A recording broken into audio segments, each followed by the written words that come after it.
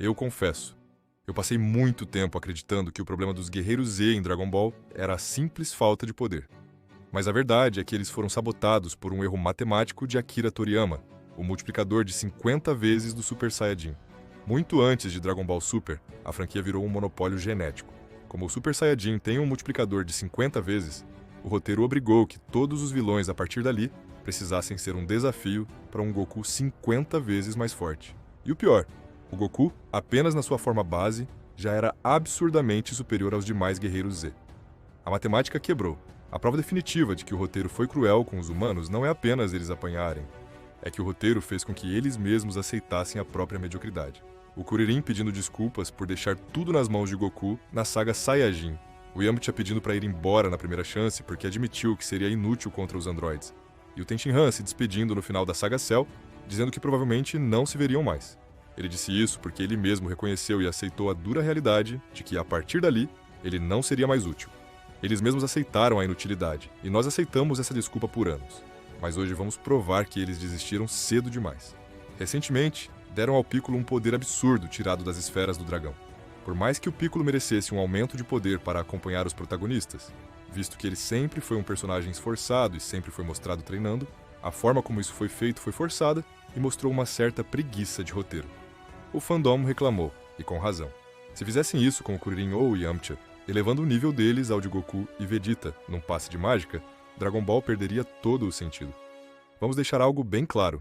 A nossa ideia aqui não é ver o Kuririn solando o Black Freeza, ou um vilão principal de saga. Alguns fãs dizem, mas em Dragon Ball Super eles voltaram a lutar contra os capangas do Moro e no Torneio do Poder. Pessoal, convenhamos. Se você for ler o mangá do Torneio do Poder, vai ver que o Tenshinhan e o Kuririn caíram em segundos, sem fazer absolutamente nada. O objetivo é fazer os terráqueos deixarem de ser uma plateia inútil, que larga tudo nas mãos dos Saiyajins. Eles não precisam ser rebaixados a lutar contra figurantes. Com o arsenal certo, eles podem se tornar personagens de suporte de elite, que conseguem se defender sozinhos e auxiliar os protagonistas de maneira magistral contra as ameaças reais. E para isso, o caminho não é o poder bruto, mas sim um arsenal inteligente. Para contornar o fato de serem milhares de vezes mais fracos, a primeira coisa que precisamos questionar é um dos maiores furos de roteiro da franquia. Por que o Sr. Kaiô nunca ensinou o Kaioken ou a Genkidama para os humanos? Eles passaram muito mais tempo no planeta dele do que o próprio Goku. Já que eles não possuem transformações, a solução seria o Kaioken aperfeiçoado. O grande defeito do Kaioken é o estresse físico, mas e se, com o treino, os humanos aperfeiçoassem a técnica ao ponto de utilizá-la com colaterais mínimos? Semelhante ao que o Goku fez contra o Freeza, mas elevado ao extremo da eficiência. Um multiplicador sustentável e seguro, que serviria como uma espécie de substituto do Super Saiyajin para os terráqueos. Sem contar a Genkidama, que foca na energia coletiva e ignora o ki de quem a dispara. Mas o verdadeiro trunfo dele são as técnicas. O Taioken cegou até o Gohan Ultimate no Super. O Mafubá selou o Frost. O novo Kikoho segurou o céu semi-perfeito. E o Kenzan cortou o rabo do Freeza e quase fatiou o Nappa. Mas o Kenzan quebrou no pescoço do céu. Deixa eu te contar um segredo. Aquela cena é 100% filler do anime. No mangá canônico, o Kenzan corta absolutamente qualquer coisa, não importa a diferença de força. Junte isso com um treinamento no planeta Yardrat. Os Yardrat Saiyajins são fracos fisicamente, mas compensam isso com um controle de ki absurdo e técnicas diversas. Se os humanos treinassem lá, dominariam técnicas como teletransporte e a fissão forçada do espírito, podendo separar fusões ou a energia que vilões mágicos absorvem no meio da luta, tornando os terráqueos o pior pesadelo para qualquer inimigo que roube poder. Aplicando essas técnicas na biologia de cada um, a dinâmica do campo de batalha muda. O Tenshinhan não é um terráqueo comum, ele é descendente da raça alienígena dos Triclopes. O terceiro olho dele serve justamente para conceder a verdadeira percepção. Ele poderia ser explorado para ter uma capacidade de leitura fenomenal, compreendendo as habilidades inimigas no meio do combate, acompanhando alvos velozes e, principalmente, tendo facilidade em aprender técnicas complexas, como observar o Mestre Kami usando uma técnica nova e conseguir reproduzi-la pouco tempo depois. Muita gente não lembra, mas o Caos possui poderes psíquicos poderosos e já demonstrou que eles funcionam em oponentes mais fortes que ele, como o próprio Goku criança no torneio clássico. O Caos seria o suporte focado em debuff.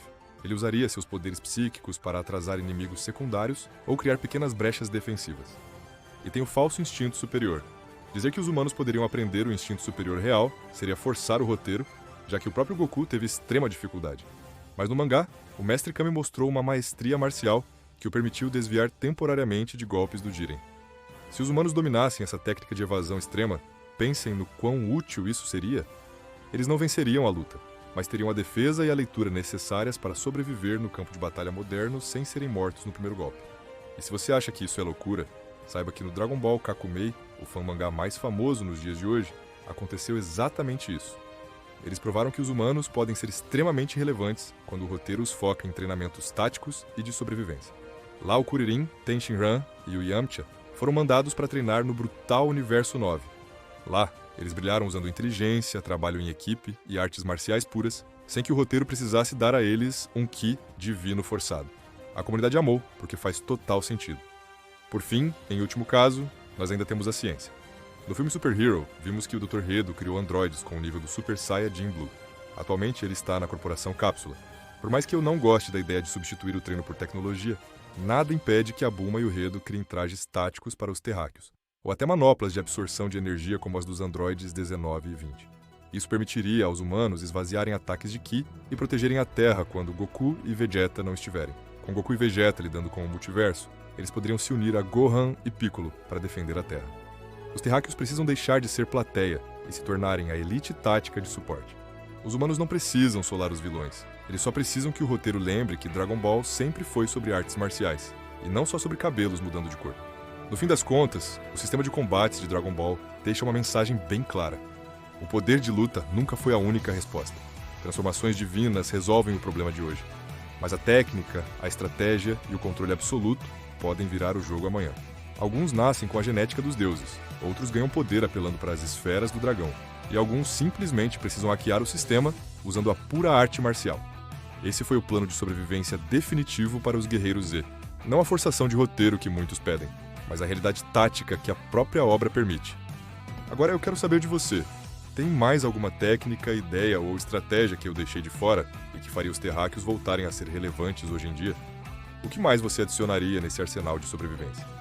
Afinal, a matemática do Toriyama pode ter quebrado a escala de poder, mas as técnicas originais nunca perderam a letalidade. E se você curte esse tipo de análise, sem hype vazio e com respeito pela obra, se inscreve no Shonenverso. O canal tá no começo, mas a proposta é explorar a fundo onde quase ninguém vai. Até o próximo vídeo. Valeu!